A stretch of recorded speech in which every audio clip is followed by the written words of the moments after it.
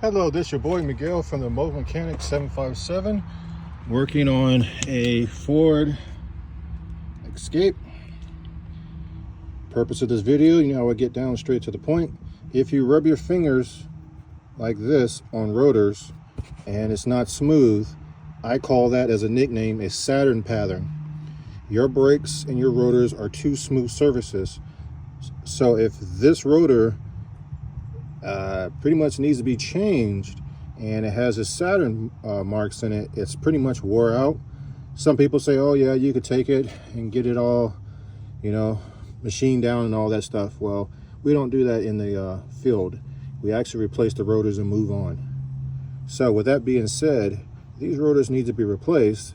The customer has no brakes anyway, but whatever this rotor is, even if they change the brakes today, it is going to void the warranty out on the brakes if they ever complain to Advance or AutoZone, due to the fact that they're going to see the little grooves that are in the brakes itself. So if you see this, replace this and replace the brakes at the exact same time.